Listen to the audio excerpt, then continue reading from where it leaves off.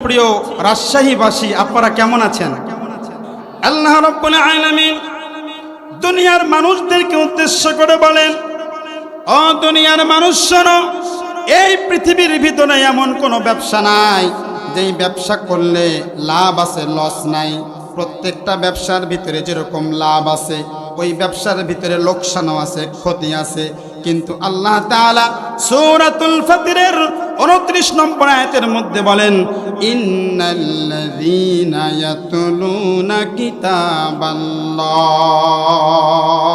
আল্লাহ তাআলা বলেন, যারা আমার কোরআন তেলাওয়াত করে, এটা এমন একটা আল্লাহর সাথে ব্যবসা, যারা কোরআন তেলাওয়াত করে এই ব্যবসার ভিতরে লাভ আছে কিন্তু লসের কোনো সম্ভাবনা নাই।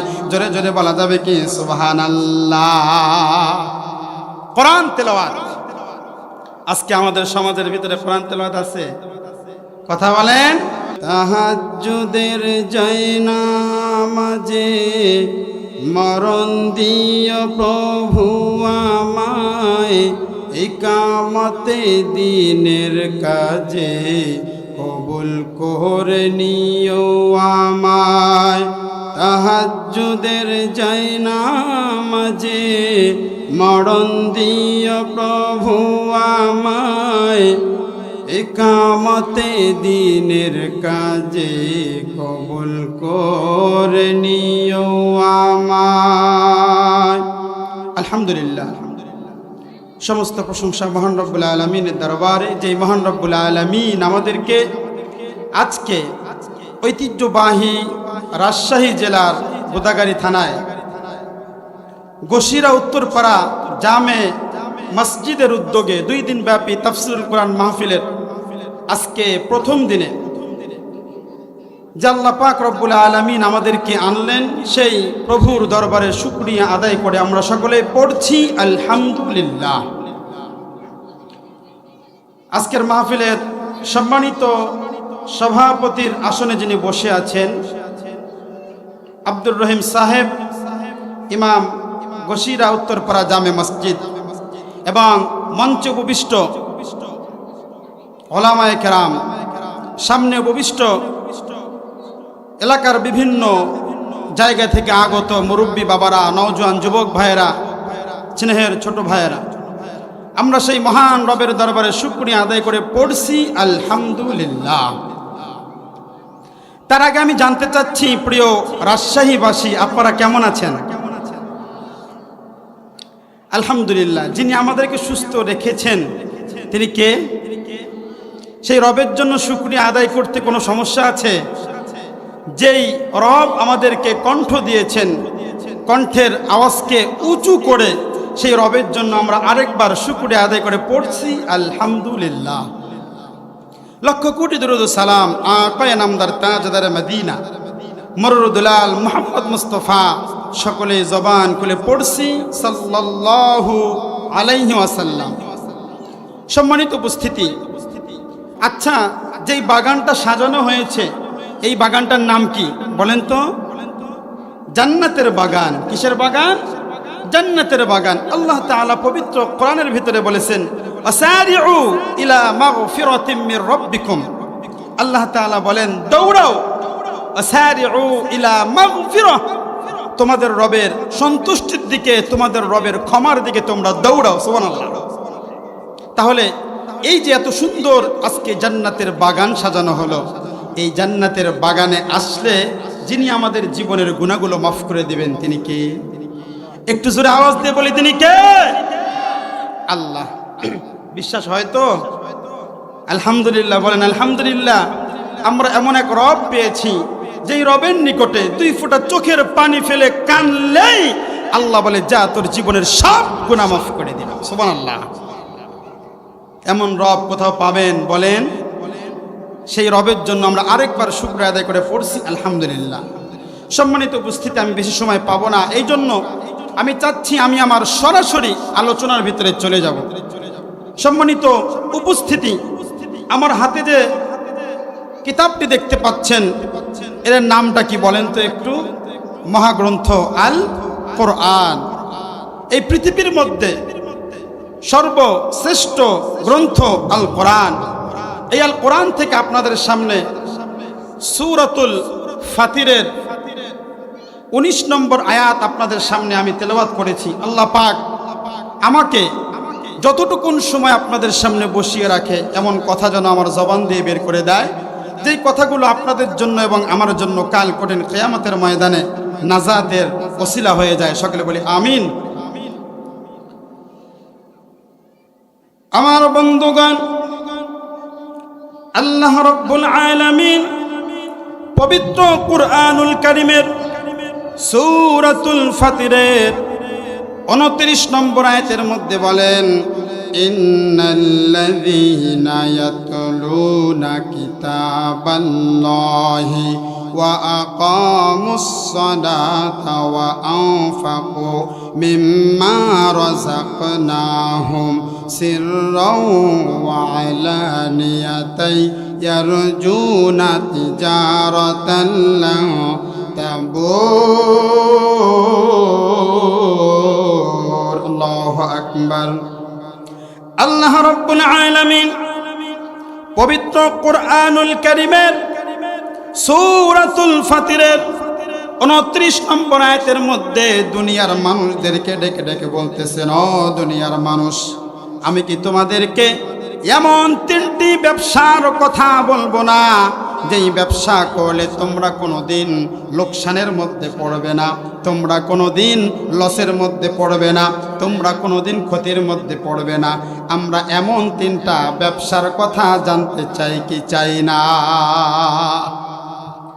আমরা জানি এই পৃথিবীর ভিতরে এমন কোনো ব্যবসা নাই যেই ব্যবসার ভিতরে লাভ হয় ওই ব্যবসার ভিতরে লস নাই। কথা বলেন ঠিক কিনা? এই পৃথিবীর ভিতরে এমন কোনো ব্যবসা নাই যেই ব্যবসায় শুধু লাভই লাভ, কোনো লস নাই। দেখাতে পারবেন? আছে এমন কোনো ব্যবসা আছে? নেই। কিন্তু আল্লাহ তাআলা আমাদেরকে বলেন, ও দুনিয়ার মানুষ শোনো, আমি তোমাদেরকে 3টা ব্যবসার কথা বলবো যেই ব্যবসা করলে তোমরা লসের মধ্যে পড়বে না, তোমরা এমন লাভবান হবে যেই লাভবান হলে তোমরা সোজা আমার জান্নাত চলে যাবে। সুবহানাল্লাহ বলেন। আল্লাহ রাব্বুল আলামিন দুনিয়ার মানুষদেরকে উদ্দেশ্য করে বলেন, ও দুনিয়ার মানুষ শোনো, এই পৃথিবীর ভিতরে এমন কোনো ব্যবসা নাই যেই ব্যবসা করলে লাভ আছে লস নাই। প্রত্যেকটা ব্যবসার ভিতরে যেরকম লাভ আছে ওই ব্যবসার ভিতরে লোকসানও আছে, ক্ষতি আছে। কিন্তু আল্লাহ তাআলা সূরাতুল ফাতিরের 29 নম্বর আয়াতের মধ্যে বলেন, ইন্নাল্লাযীনা ইয়াতলুনা কিতাবাল্লাহ। আল্লাহ তাআলা বলেন, যারা আমার কোরআন তেলাওয়াত করে, এটা এমন একটা আল্লাহর সাথে ব্যবসা, যারা কোরআন তেলাওয়াত করে এই ব্যবসার ভিতরে লাভ আছে কিন্তু লসের কোনো সম্ভাবনা নাই। জোরে জোরে বলা যাবে কি সুবহানাল্লাহ? কোরআন তেলাওয়াত। আজকে আমাদের সমাজের ভিতরে কোরআন তেলাওয়াত আছে? আমার কথা কি বুঝতেছেন আপনারা? এই যে কোরআনুল কারীম আল্লাহ তাআলা জীবিত মানুষের জন্য নাজিল করেছেন নাকি মৃত মানুষের জন্য? এটা কথা বলেন না। জীবিত না মৃত? জীবিত মানুষের জন্য নাজিল করেছেন। আচ্ছা বলুন তো, যেই সলিমউদ্দিন আর কলিমউদ্দিন দুনিয়া থেকে ইন্তেকাল করলো, ওই সলিমউদ্দিন কলিমিন জীবিত থাকা অবস্থায় কোনোদিন কোরআনের পক্ষে কথা বলে নাই। ওই সলিমউদ্দিন কলিমউদ্দিন জীবিত থাকা অবস্থায় কোনোদিন কোরআনের আন্দোলনে অংশগ্রহণ করে নাই। আচ্ছা, ওই সলিমউদ্দিন কলিমউদ্দিন যদি মৃত্যুবরণ করে, মৃত্যুবরণ করলে তার লাশের পাশে যদি 1000টা হাফেজে কোরআন গিয়ে কোরআন খতম করে, কোনো লাভ আছে? কথা বলেন, লাভ আছে কি? কোনো লাভ নেই। অথচ ওই সলিমউদ্দিন কলিমউদ্দিন যদি জীবিত থাকা অবস্থায় কোরআনের পক্ষে আন্দোলন করত, কোরআনের পক্ষে যারা আছে তাদের সাথে শামিল হতো, ওই সলিমউদ্দিন কলিমউদ্দিনের পাশে কোনোদিন কোরআন তেলাওয়াত করা লাগতো না। ওই সলিমউদ্দিন কলিমউদ্দিন জীবিত থাকা অবস্থায় যদি কোরআন তেলাওয়াত করে, তার পাশে হাফেজের কোনো দরকার নাই। তার ইন্তেকালের সাথে সাথে আল্লাহ তাআলা আসমান থেকে ঘোষণা করে দিবে, এই আমার প্রিয় বান্দা, ও জাহান্নামের ফেরেশতারা, আমার প্রিয় বান্দার রূহটা তোমরা নিয়ে যেও না। আল্লাহু আকবার বলবে কি বলবে না? আর যদি সে কোরআনের পক্ষে কথা না বলে, কোরআনের আন্দোলনে অংশগ্রহণ না করে, ইসলামী আন্দোলনে অংশগ্রহণ না করে, তাহলে 1000 হাফেজে কোরআনকে দিয়ে তার চারিপাশে যদি খতম করানো হয়, ওই খতম দ্বারা তার কোনো লাভ নেই। কথা বলেন ঠিক কিনা? আমার ভাইয়েরা, আমার বন্ধুগণ, এই জন্যই এই পবিত্র কুরআনুল কারীমের আন্দোলনকে ঠেকানোর জন্য আবু জেহেল, উতবা, সাইবা, মক্কার কট্টরপন্থী কাফেররা পর্যন্ত 144 জারি করেছিল। কথা বলেন ঠিক কিনা?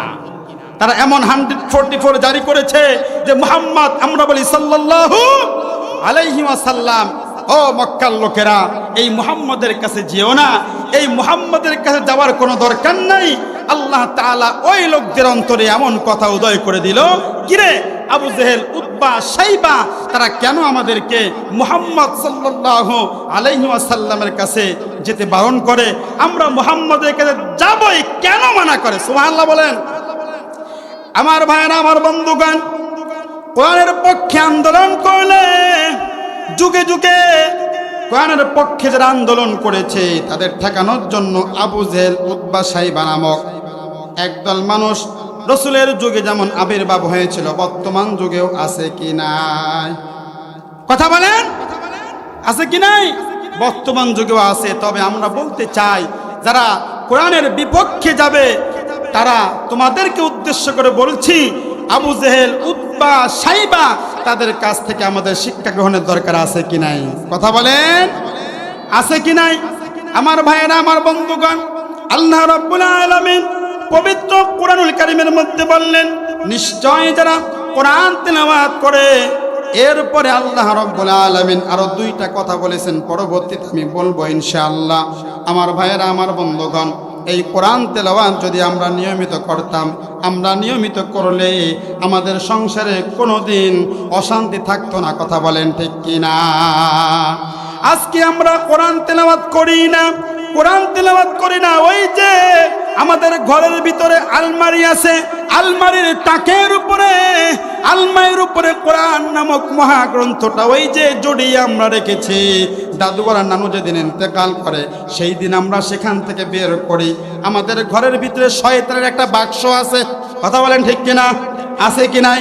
ওই শয়তানের বাক্সটা দৈনিক ময়লা হলে আমরা পরিষ্কার করি, কিন্তু ওই যে মহাগ্রন্থ আল কোরআন, ওই যে তাকের উপরে আছে, আমরা মহাগ্রন্থ আল কোরআনটা কোনোদিন ধরি না, আমরা ছুঁই না। অথচ আমাদের প্রত্যেকের হাতে হাতে একটা করে মোবাইল আছে কি নাই? কথা বলেন, আছে কি নাই? এই মোবাইলটা যতবার আমরা মোবাইল টিপি, আমার ভাইয়েরা, আমার বন্ধুগণ, একটু লক্ষ্য করে বলেন তো, আমরা কোরআন শরীফটা কয়বার খুলে দেখি? দেখি আমরা, বলেন দেখি। অথচ এই যে মোবাইল নামক যে একটা শয়তানের বাক্স আছে আমাদের প্রত্যেকের হাতে হাতে, এর দ্বারা আমাদের দেশের যুবক আর যুবতীরা নষ্ট হচ্ছে। কথা বলেন ঠিক কিনা? আমার ভাইয়েরা, আপনারা বলতে পারেন যে হুজুর এইটা আবার কেমনে? মোবাইল তো ভালো জিনিস। হ্যাঁ, আমিও বলি মোবাইল ভালো জিনিস। আচ্ছা, বুঝে থাকলে বলুন তো, একটা ছোট্ট বাচ্চার হাতে একটা আপেল আর একটা ছুরি তুলে দিলে ওই বাচ্চা কি আপেল কাটবে না হাত কাটবে? ইমাম সাহেব, কি কাটবে? হাত কাটবে।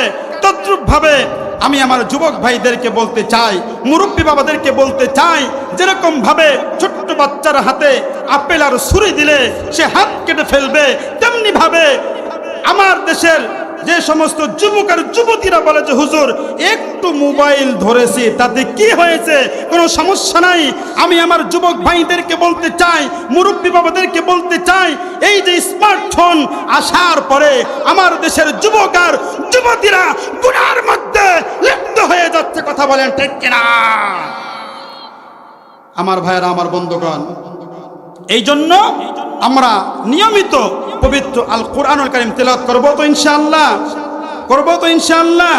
আমার ভাইরা, আমার বন্ধুগণ, একটা ইসলামী সঙ্গীত মনে পড়ে গেল, তুমি যার লাগিয়া এমবি ভরো তার তো বাটন ফোন। কথা বলেন ঠিক কিনা? তুমি যার লাগিয়া এমবি ভরো তার তো বাটন ফোন।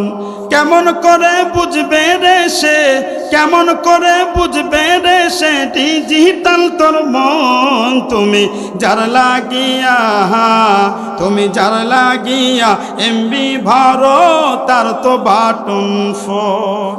ঠিক কিনা আমার ভাইয়েরা, আমার বন্ধুগণ? এই জন্য স্মার্টফোনের ব্যবহার, এই স্মার্টফোন আপনার কাছে আছে, আপনি চাইলে স্মার্টফোনের ভিতরে আল কোরআনুল কারীম নামে একটা অ্যাপস আছে, এই অ্যাপসটা ডাউনলোড করো।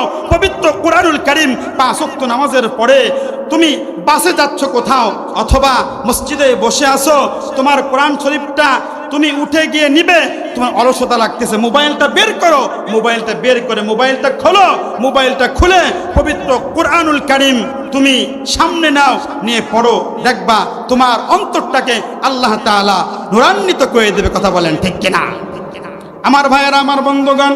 আমি আপনাদেরকে বলেছিলাম ইন্নাল্লাযীনা ইয়াতলুনা কিতাবাল্লাহি ওয়া আকামুস সালাতা ওয়া আনফাকু মিম্মা রাযাকনাহুম সিররাও ওয়া আলানিয়াতান ইয়ারজুনা তিজারাতান লান তাবুর। আল্লাহু আকবার।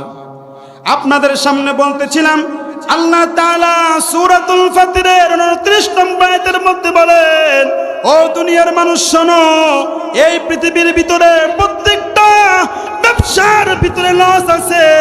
আমি তোমাদেরকে 3টা ব্যবসার কথা বলবো, যেই ব্যবসা করলে তোমরা কোনোদিন ক্ষতির মধ্যে পড়বে না। সুবহানাল্লাহ। তার মধ্যে একটা কোরআনুল কারীমের তেলাওয়াত করবো তো ইনশাআল্লাহ, করবো তো ইনশাআল্লাহ।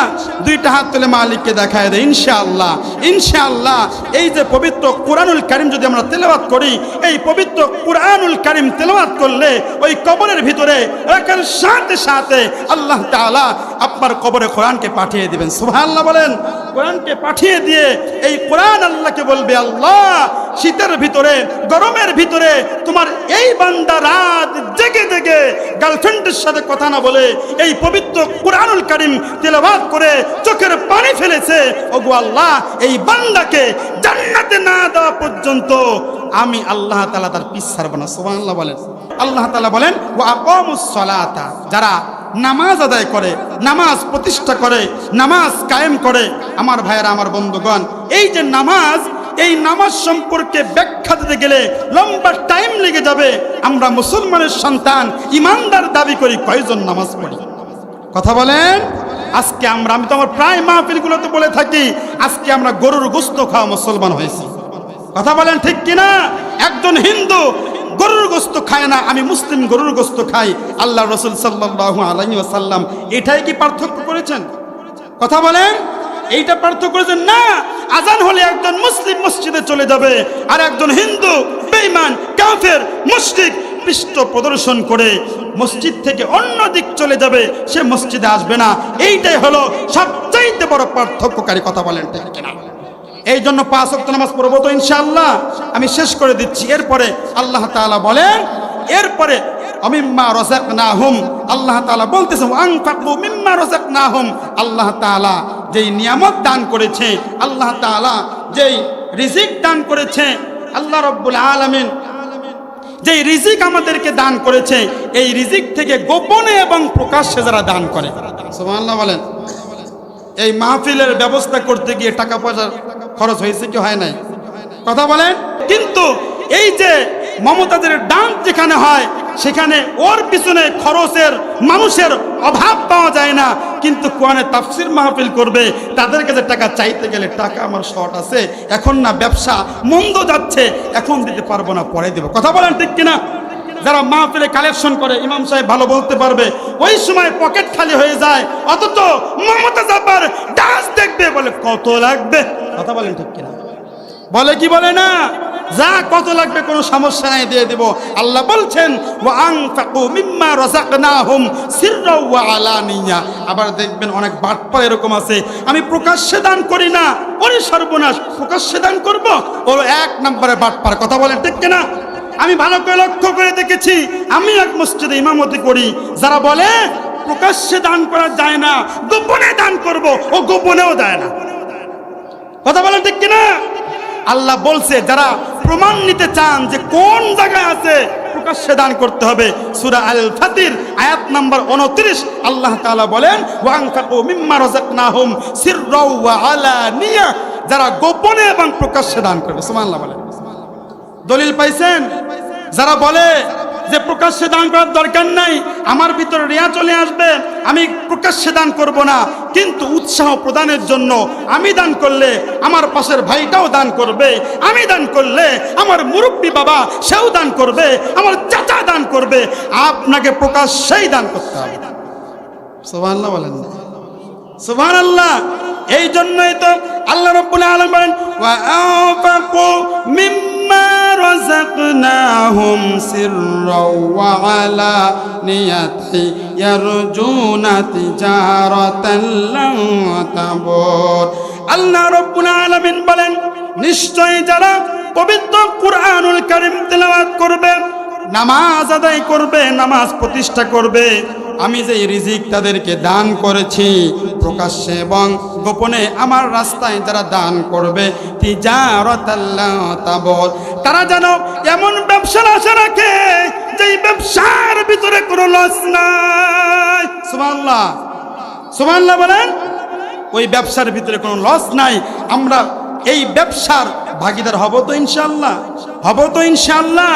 তিনটা ব্যবসার কথা বলেছি। কয়টা? কোরআন তেলাওয়াত করা এক নাম্বার, কি কথা বলেন, একটু রাগ করেছেন আপনারা?